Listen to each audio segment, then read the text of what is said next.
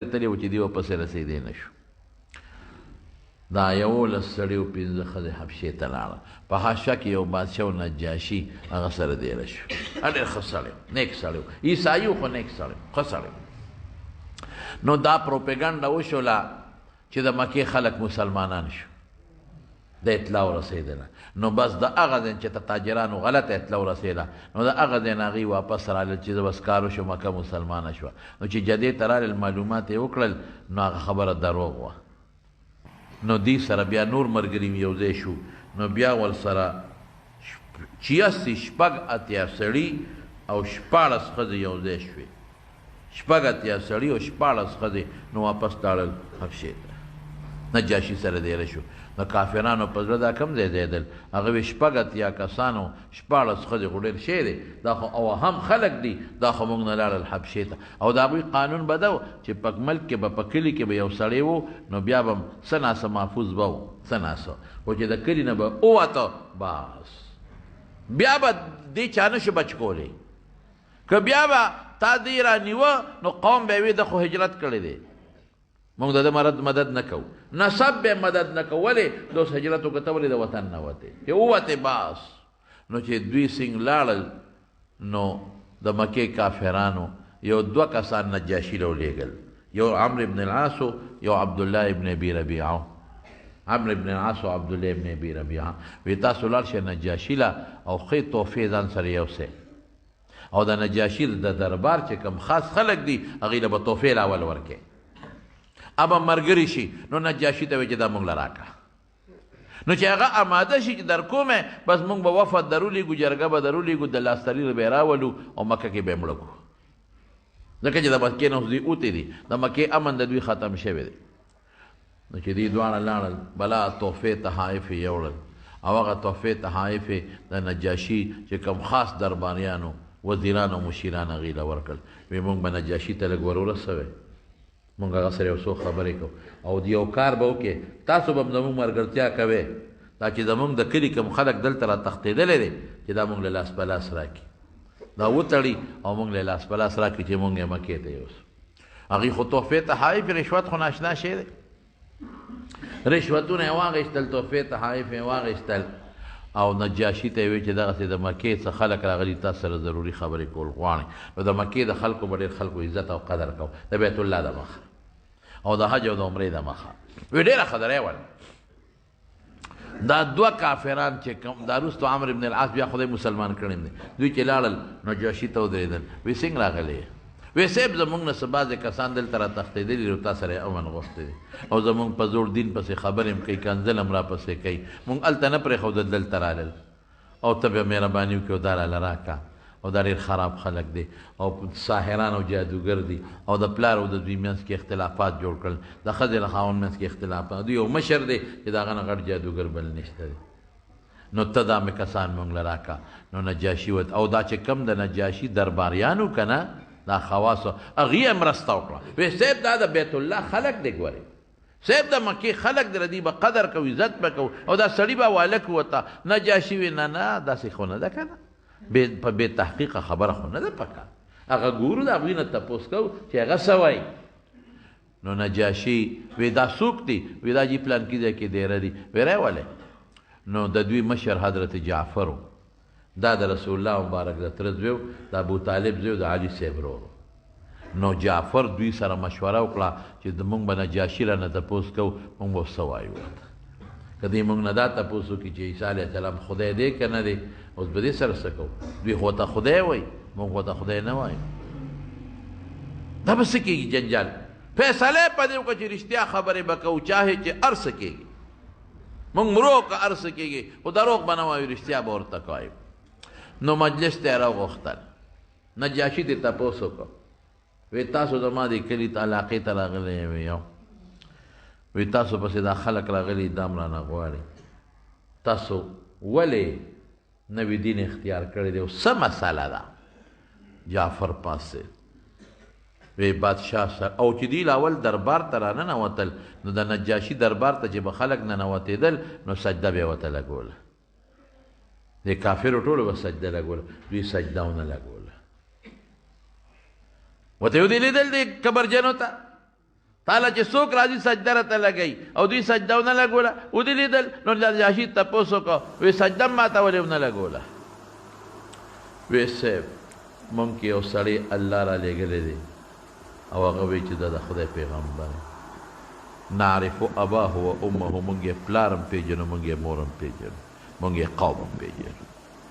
مونږ ته ښه پته ده چې دا رښتونی دی مونږ ته تر اوسه پورې په ژوند کې د دروغ نه دی ویلی هغه پیغمبر مونږ ته یو خبره کړې ده وعده کړې ده چې ما سوا د الله نه بل چا ته سجده به نه لګوې یو الله ته به سر لګوې باقي به هېڅ چا ته سجده نه لګوې دا هغه مونږ ته اډر کړی مونږ ته حکم کړی دی نجاشي خو هوښیار و پوه و قابل سړی و د ده اصل کې د نجاشي پلار د حبشې بادشاه و پلار او دا یو نجاشي ته پیدا و دا یو او د ده بل رورو د هغه 12 بچي وو نو د حبشې خلک خو ستغ دی هغې وی چې یاره که دا د نجاشي پلار مړ شي نو بادشاهي به نجاشي له راشي که نجاشي له راشي نو به دی خو یو دی د ده خو بل څوک شته دی نه نو هسې نه بادشاهي بل طرف ته ګډه وړی نه شي نو هغې لږې شو د نجاشي دا پلار یې مړ کړ دی خو راکوټ په هغه وخت کې د نجاشي نو چې پلار یې مړ کړ نو بادشاهي هغه بل لور له لاړه د حبشې د خلکو اخوخ و چې هغه له څنګه بادشاهي لاړه نو دی دا نجاشي ډېر هوښیار او د ده دا نور 12 بچي د دې نجاشي د حبشې هر بادشاه ته به وي د خپل نوم اصحما و نو ده به نجاشي له ډېر زیات خیال ساتي پکې مشر و ډېر وارو خو مشر و بچي واړو نو دله به ډېر خیال ساته دنه به ډېر تپوسونه کول او دله به ډېر اهمیت ورکول نو د حبشې دغه ملکان بیا ویرېدل ویره دله خو ډېره توجه ورکوي نو هسې نه چې سبا دا بادشاه مړ شي او داروارۍ دا دارواره یې دغه نه شي بیا بادشاه نه شي نو موږ نه به انتقام ولي چې تاسو زما پلار وژلی دی نو دوی لاړل بادشاه ته وی صاحب موږ خو دا هر څه ستا دپاره کړي دي ستا روره مړ که دې دپاره چې بادشاهي تا له راشي ستا زامن له راشي نو ته خو د هغه خیال ساتې هغه له عزت ورکې وی دی هوښیار دی وی نه به دې موږ له راکړه دې موږ وجنو یریږو که بادشاهي ستا د مرګ نه پس دله لاړه دې موږ نه انتقام ولي د پلار هغه وی سیک دله خو هوښیار واره درکړم او تاسې وجنه دا خو ظلم دی وی نه نه ده وی یو کار به وکړو دې به له ځان نه جدا کړم دې به زه لرکړم دې به زه چېرته په چا خرڅ کړم او وجلی نه شم لاس مې وله نه ورځي نو دې یې بیا صاحبه خرڅ کړ دې یې جدا کړه د خپل ځان نه او خرڅ یې کړ چې څنګه دې خرڅ کړ خدای پاک عجیبه ذات دی چې دې څنګه خرڅ کړ د شپې یو تندر راغی تندر دا بادشاه سره د 12 زامنو د محل غرق کړل بس قوم خو پېښ شو چې بل څوک مونږ کې اهل شته دی نه دغه هلک واپس راولو دی پسې لاړل او دی را خلاص کړو وی مونږ خو تا واپس بادشاه کړو خو په یو شرط وی څه وی مونږ ستا پلار وژلی دی مونږ معافي غواړو که هغه انتقام نه لي وی سم نه ویم درته نو دی پادشاه شو نو نبی کریم صلی الله علیه وسلم فرمایل وی دا اصحمه ډېر ښه سړی دی نه نجاشي وی دله خدای پاک بادشاهي بغیر د رشوت نه ورکړې ده خلک په خپله راغله او دی په کرسۍ باندې کېنه نو حضرت جعفر رضی الله عنه ورته ناشنا تقریر وکړه وی ای بادشاه سلامت ای درباریانو موږ به مردارې خوړی دا پیغمبر راغی چې مرداره به نه خورئ موږ به د سکه خویندو میندو سره نکاحونه کړي وو سکه مور سره او خور سره به موږ زناکارۍ کولې د وی دا ګناه ده دا به نه کوې مونږ به ډاکې او قتلونه کول د وی ډاکه به نه کوې قتلونه به نه کوې مونږ به دوکې کولې د وی دوکې به نه کوې مونږ به بوتانو ته سجدې لګولې د به په خپل لاس هم جوړ کړه دې ته سجدې نه لګوې یو الله ته به سجده لګوې مونږ به خویندې او لوڼه جمدې ښخولې د وی دا ظلم دی دا خویندې لوڼې به جمدې نه ښخوې مونږ یو الله ته راوستو یو الله ته نجاشي وی دقه خبره ده وی یو دقه خبره ده نو وی دا خو څه بده خبره نه ده دا خو د دوی خپل دین دی او چې خپل دین چلی ستاسو پکې څه دي وی دا پیغمبر تاسو ته څه وایي وی هغه وی چې ما ته خدای وحی را لېږي وی هغې کې سیسه تاسو ته یاده ده جعفر وی او یاده ده وی لږه ووایه نو حضرت جعفر د صورت مریم تلاوت ورته په خوږ اواز شروع نو چې شروع یې که نجاشي سترګو نه اوښکې روانې شي وی قسم دی انجیل زمون کتاب او دا د یوې شمې دوه رڼاګانې دي د یوې ډیوې دوه مخه دي، دوه رڼاګانې دي. دا ټیک د خدای کتاب دی، زه نشم درکولی. او هغه خپلو درباریانو ته یې وې چې څومره تحفې راوړي دي واپس کړئ ورته، دی ورته واپس کړئ. د کافرانو ویې ورګه یو خبره خو یېره شوه، سبا بیا دربار ته صاحب یو خبره مو یېره شوه، وایي ته دې راغواړه تپوس وکړه چې د عیسی علیه السلام متعلق دوی څه وایي. ته بیا راوغوښتل، نجاشي دې تپوس وکړه، وایي د عیسی علیه السلام متعلق ستاسو څه خیال دی؟ اوس دا خطرناکه شوه، ځکه هغې خو به عیسی علیه السلام ته خدای وی، د خدای زوی به یې ورته وي، درېیم خدای به یې ورته وي. حضرت جعفر وی مونږ ته د خپل پیغمبر ویلي چې حضرت عیسی د الله بنده او د الله رسول دی، نه خدای دی او نه د خدای زوی دی. خو دې لیدل وایي چې ستاسو را عقیدې هم خلاف دي، ستاسو را دین هم خلاف دي. نجاشي ځمکې ته ګوتې کړې او ډکې راوچت کړه، وایي قسم مې دی د الله په ذات چې دا 200 څومره وایي عیسی د دې نه دومره هم زیات نه دی. دا ټیک وایي، دومره هم زیات نه دی، خدای نه دی او نه د خدای زوی دی، او د خدای بنده او د خدای رسول دی. زه بچې جعفر وی نه زه یو درې تپوسه کومه د دې قوم نه ستا په مخ کې، وی ای قومه تاسو نه زه تپوس کوم چې آیا موږ ستاسو په وطن کې غلا کړې ده؟ موږ راغلي یو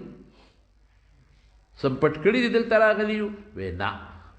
وی موږ ستاسو غلامان او مریانو دلته را تښتېدلي یو؟ وی نه. وی مونږ هلته مړې کړې دی قتلونه دلته راغلي یو؟ وی نه. نو په سم نیسئ، که مونږ مړې کړې وې نو تاسو مونږ بوتلو، تاسو غلامان او مونږ نه تښتېدلي وو تاسو مونږ بوتلو، که مونږ باندې ستاسو پیسې وې مونږ بوتلو. بس نجاشي ورته غوسه شو، ورته وی په هېڅ صورت کې، په هېڅ صورت کې دا خلک تاسو له نشم درکولی، په هېڅ صورت. او که ښېګړه خیر خپل غواړئ نو په اطمینان سره دې خپلې مکې ته چې دویمه خبره ونه کوې، او که دې د پاسه دویمه خبره کوې نو سرمنده نه وباسه، ځای لرې کېږي. بس د هغې نه پس صحابه کرام په حبشه کې په اطمینان اوسېدل، ښه په خوشحالۍ باندې. او الله پاک د هغې نه پس دغه نجاشي ته ایمان ور نصیب کړه، مسلمان شو، خدای مسلمان کړه نجاشي. او صاحب ام حبیبه رضی الله تعالی عنها د ابو سفیان لور وه، هم په دوی کې وه، د هغې خاوند په حبشې کې وفات شو، نو رسول الله مبارک له نکاح د ام حبیبې دې نجاشي تړلې ده، او د خپل طرف نه یې وله 500 درهم په مهر کې ورکړل، او بلا تحایف یې یو ځای کړل او زوی له یې ورکړل. وی بچې زه خو مجبور یم تللی نه شم د دې حبشې نه، ما ته مجبورۍ دي، خو ته به د محمد رسول الله صلی الله علیه وسلم ته لاړ شي، زما سلام به ورسې، دا تحفې به ورته پیش کې، او دا به ورته وایي چې غایبانه پتا مسلمان دی، اسلام راوړی. خو اتفاق ده چې کښتۍ په لاره غرقه شوه، غریبانان شهیدان شو. او دا نجاشي بیا هغه چې نبی کریم صلی الله علیه وسلم صحابه ورته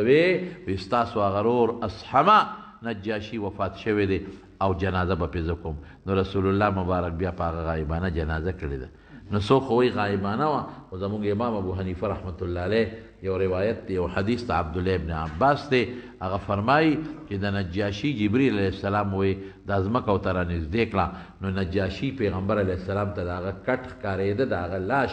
او مونږ ته نه ښکارېده، گویا کې په حاضر جنازه شوې ده. بهر کې هم زمانونو دا هغه سختۍ وې چې په صحابو تېرې شي. او دغه صحابه کرام بیا د حبشې نه چې کله نبي علیه السلام مدینې منورې ته لاړ، نو دوی بیا د هغه ځای نه رالل او مدینې منورې ته راورسېدل، ځکه رسول الله مبارک ورته فرمایي تفرقو خواره چې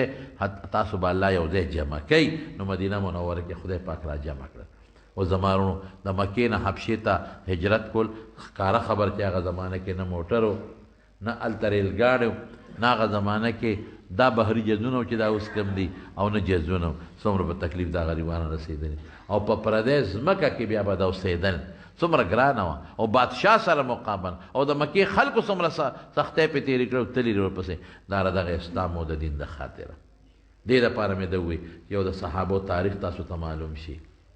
جمدې قوم هغه چې د خپلو مشرانو تاریخ محفوظ او جمدې ځان سره ساتي. او دویم نمبر چې تاسو ته دا معلومه شي چې دا دین څه تیاره نوړی نه ده چې زموږ خولې ته راغلی ده، دې دپاره ډېر تکلیف تېر شوی دی، دې دپاره ډېر محنتونه شوي دي چې ستاسو زړه کې د دې خپل دین قدر پیدا شي، د دې خپل اسلام قدر پیدا شي. او دا به تاسو دپاره د دې خبرې م یو ضرورت شي چې تاسو به هم خپل زړه کې سوچ کوئ، کوشش به کوئ، محنت به کوئ چې موږ د پاره څنګه مشرانو دا دین موږ ته راورسو الحمدلله چې داسې دا موږ رستو رسو دا خدمت مونږ وکړو دا محنت مونږ وکړو او د هغې دپاره دغه لارې دي چې خپل بچي عالمان جوړ کړي خپل بچي حافظان جوړ کړي خپل بچي قاریان جوړ کړي او دویم نمبر چې څومره مدرسې دي د دین مدرسې دي هغې سره خپل تعلقات جوړ کړي د مدرسو مدد وکړي د جوماتونو او یا که د نه کیدی شي تبلیغ سره دعوت التبلیغ یو ډېر ښه لار ده هغې سره خپل تعلق